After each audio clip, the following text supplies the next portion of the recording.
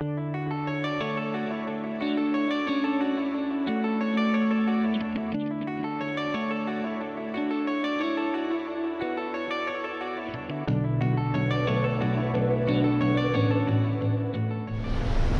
everybody, Yogi here, doing well, hope you're doing well.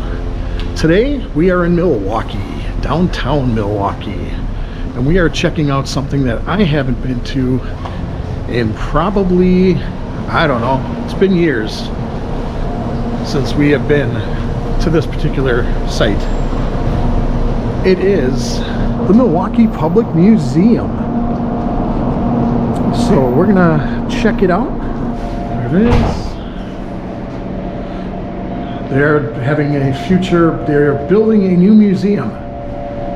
And from what I hear, unfortunately, the Streets of Old Milwaukee will not be a part of that. That is one of the reasons why I wanted to get here. Giant Films, Pink Floyd, The Dark Side of the Moon. That'd be interesting, seeing that. This used to be the IMAX Theater, now it's just called Giant Films. All right. Let's head to the museum itself. Are you taller than a T-Rex? This T-Rex skull is life-size. I am probably right at 6 feet.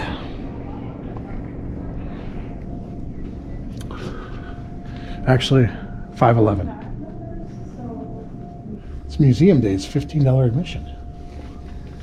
And this is an old photo, what I believe is Orchard Field. Before the Milwaukee Brewers, there were some teams in Milwaukee in the 40s, and that's what I believe that is. Orchard Field. If I'm wrong, correct me in the comments below. There's the gift shop right there. We'll be checking that out on the way out.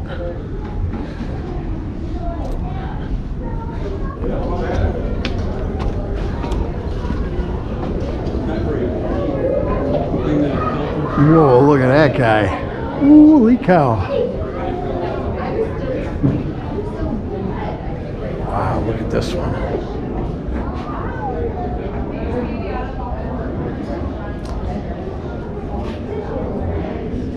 This is a Monoloposaurus, a carnivorous dinosaur from the Middle Jurassic period. 160 to 185 million years ago. Fossil remains have been found in China.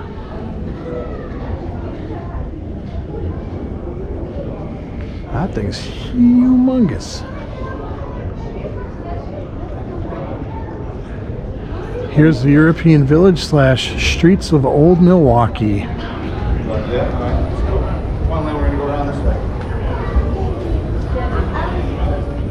Streets of Old Milwaukee, presenting sponsor, Rexner Foundation and the Fall Company, or represented as the Fall Company. You can actually go on this, and it takes you through. Wow, that's neat. Huh. It's as if you're riding in a trolley.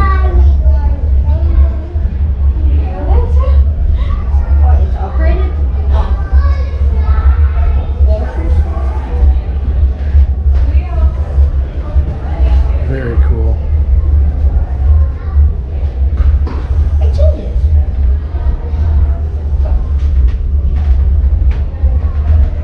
Got Silver City Brewery. There's Santa Claus. Huh. What? This is all it changes. Very neat.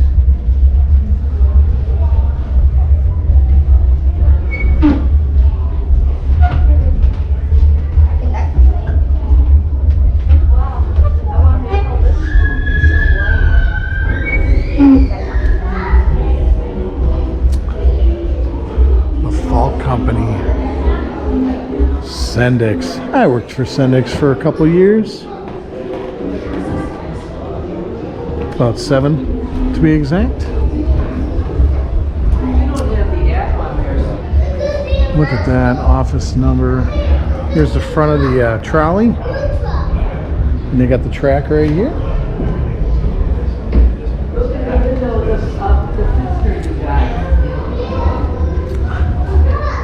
Office, Northside Lumber.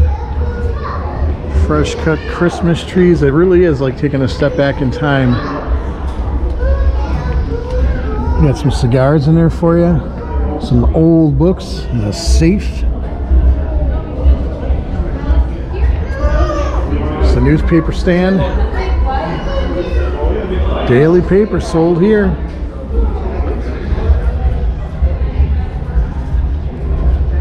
Here we are looking down part of the street here. Northwestern Mutual Life Insurance Company.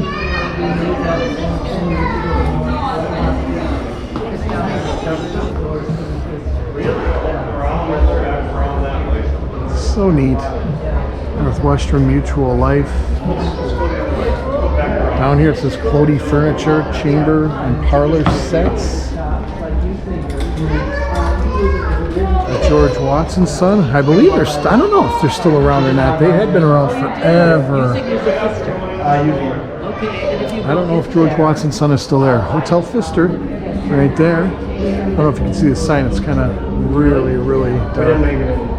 I know we were about to go in, and then we didn't realize it was that far.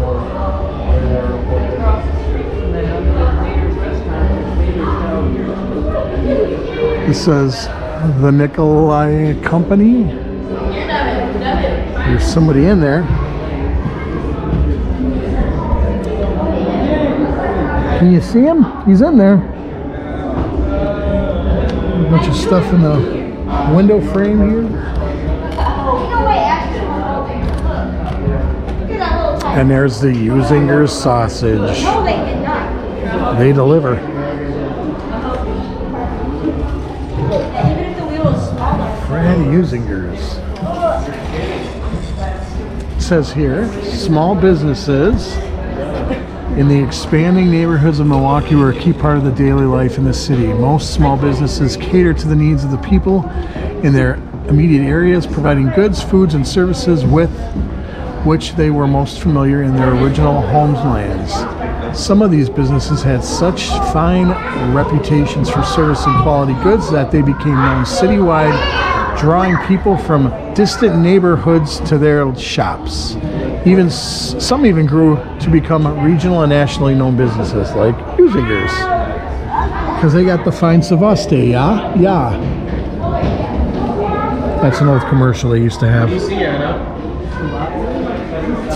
Oh, the Schlomer Motor Wagon. Look at that. Wow.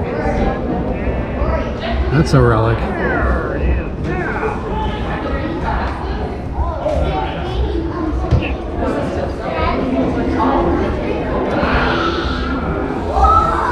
Here's the street from another view. And then you turn the corner and you got that. This is Roundy Peckerman and Company. This is where Roundy's got their start, otherwise known as Pick and Save at one time. Green olives. Got some apples and red and golden delicious apples.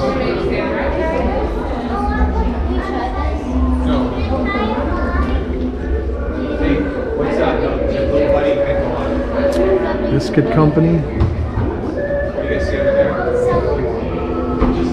Oh, look, it's decorated for Christmas. I don't know if you can see them in there. There's like looks like a grandmother and a child. You got that bike there, that's interesting. And here it is, the infamous Grandma's Porch. They used to have a grandma sitting in that chair that was so creepy. It was just, then they got rid of it because people, I'm guessing people were, kids especially, were kind of spooked by it. So they removed the grandma and made the grandma a little more friendly looking. But then they just took her out. She ain't even here anymore. That's too bad. Maybe that's her in the house there? I don't know. I'm going to take a look quick.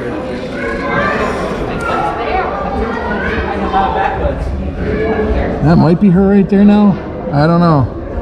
But the old grandma they used to have on that chair right there was creepy.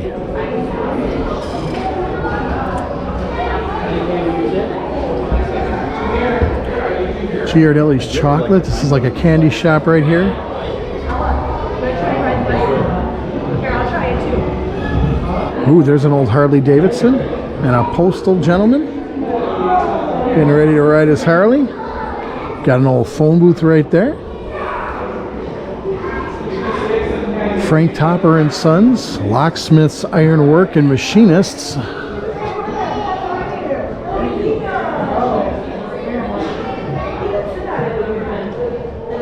It's so neat taking a step back in time, it really is. You can still go upstairs there. There's those eyes. Those eyes kind of creeped me out when I was little. And we'd come here. They kind of creeped me out when I was a kid. All right, here we're gonna go into the theater. Admission, we don't need no admission. But they are playing Why Girls Go Wrong. Why Girls Go Wrong. They still show movies here? They sure do. Back out onto the street.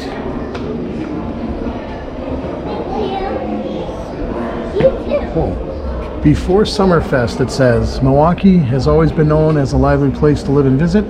Beer gardens and local restaurants would quench the thirst and fill the belly of anyone hardy enough to join the crowd.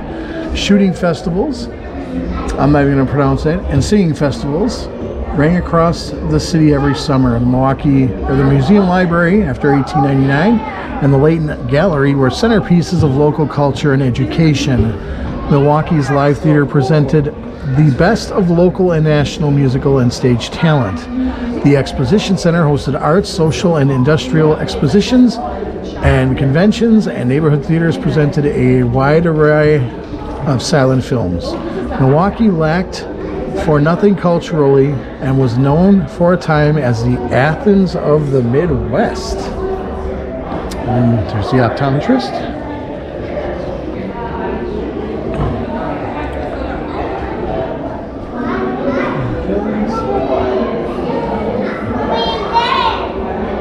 Right there. Optometrist, Dr. E.W. Johnson. And that's how they checked your eyes back in the day. This, I believe, actually used to pump water back in the day, and it doesn't do that anymore. This, they still have that upstairs area you can go in, which is nice. Again, I have not been here probably 20 years at least. So to be here is cool because, again, in the new museum, apparently they are not going to have the Streets of Old Milwaukee, which I think is a real shame. A real shame. I hope they change their mind. Look at her all decked out in the latest fashions. Imagine walking around that in July. Whew. This is the T.A. Chapman Company Dry Goods Store. Ooh, I love that door. That door looks cool. And you got Schlitz. You got the Tavern. The beer that made Milwaukee famous. Right there. And you got another Schlitz sign over here that says the same thing. Beer that made Milwaukee famous. And inside, he's still there after all these years. That guy is still behind the bar. A lot of card playing back in those days.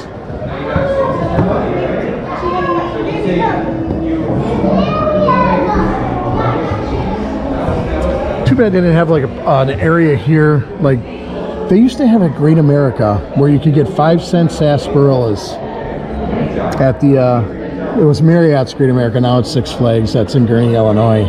They did have a little area though where you could get like 5-cent sarsaparillas.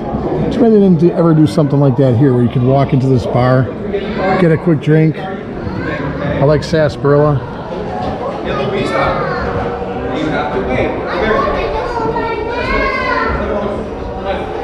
Try our dinner and supper, 20 cents, including soup and coffee, beer, or milk. 6 tickets for $1. The Comfort Saloon and Restaurant by, it says Charles Mader. Fine warm lunch day and night. So Mader, obviously, that's a restaurant that's popular here. It says here Milwaukee's German community is older than the city itself. The earliest Germans came to the area between 1855 and 1859, or 1835 and 1839, I'm sorry. But throughout the 1840s, 1850s, famine, coupled with political and religious trouble in Europe, forced many immigrants from the German states, Switzerland and Austria, to America. While many of the earliest Germans who came to Milwaukee were farmers and small businessmen, later immigrants were journalists, educators, and entrepreneurs who recast the social, educational, political, and business atmosphere of Milwaukee. They and their children built a Milwaukee that everyone across America recognized as a German-American capital city. That German quality remained strong until American nativism and the events leading to the First World War made German-ness unpopular. Here's the bakery.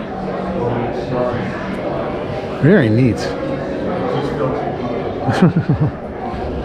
It really is like taking a step back in time.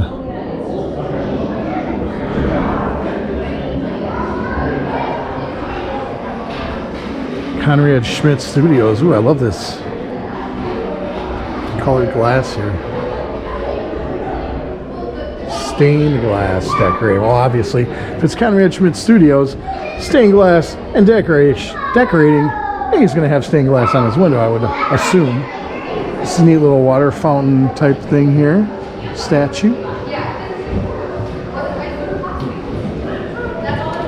This here is a pharmacy where you could actually buy leeches. I don't know if you can see in there. It's pretty dark. It's kind of too bad, but he's closed. It's Sunday. He's closed. The Kum General Store, you can actually go in and check it out. Oh, that's neat. It's pretty dark though. Yeah, you can't really see much. Maybe a little bit back there. They got some some onions, oranges, apples. Well, that's interesting. Now, at least they have a door open where you can walk in and get a closer look at the general store of the early 1900s. Oh, they got stuff you can actually buy here. Do not eat candy on exhibit floors. Very cool. Hi, folks. Hello. Hello. Oh, wow. All those old-fashioned sticks. And they got some fudge. And then they got all your candies. They got the older stuff that's hard to find. Oh, they got bottle caps. I don't see those everywhere. Zats. Yeah, Melissa was telling me about that. She's like, yeah, they did that to me. I'm not fond of the heights, but I'll do it for you folks. Oh my gosh, yeah. I think I'll stay here. Up in the trees. Alright. Now we're entering the European Village part of the Streets of Old Milwaukee. And again, folks, I apologize for the darkness, but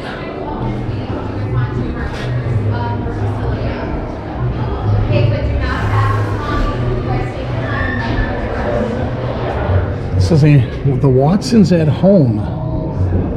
Sully and Susanna Watson. Hi, Sully. Hi, Susanna. It says here, a home in Milwaukee. While most of Milwaukee's population had European or American backgrounds, some people who came to live in the city had African ancestry. African Americans, whether free, ex-slave, or slave, found a home in Milwaukee as early as 1838. They created a small but vibrant community, with most working in service jobs. Some were small businessmen working as merchants, storekeepers, skilled tradesmen, barbers, and even a dentist. Between 1875 and 1915, the black community came into direct competition for work and housing with the crush of immigrants from Southern and Eastern Europe.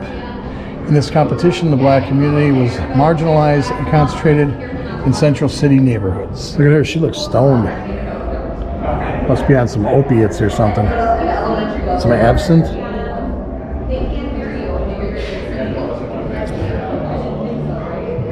Black suffrage in Wisconsin.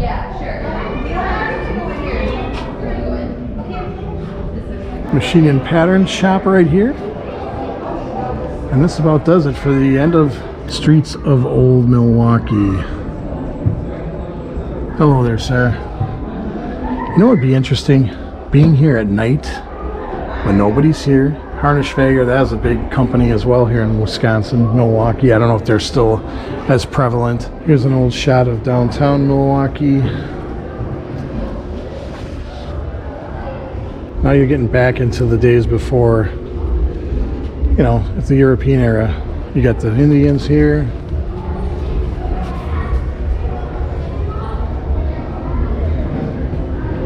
They're talking to each other, bartering probably for something.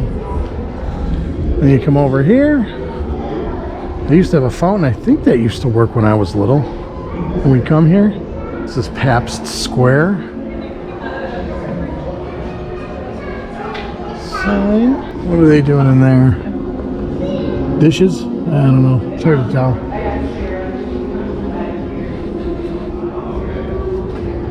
Oh, it's Christmas time. Play that dulcimer or whatever that is there. She's got a bunch of them. Looks like a dulcimer. She's preparing some food. I see some sliced egg and a sausage. Probably Usingers. What's going on in here? It's just a bedroom. That's a very small bed for a very small child? I don't know. Boy, they had these trees decorated pretty good. She's reading something at the table.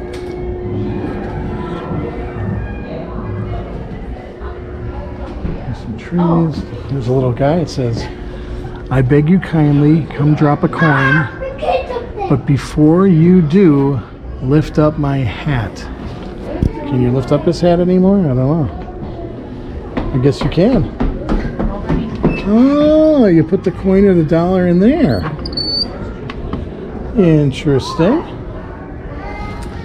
We got a little alleyway here.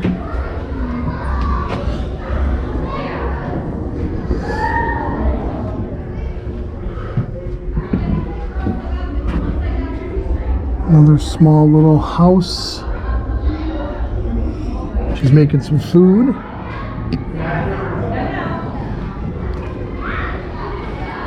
Hey, there's kids in the window. What are you looking at? Can't even see them. Hello, sir. How are you?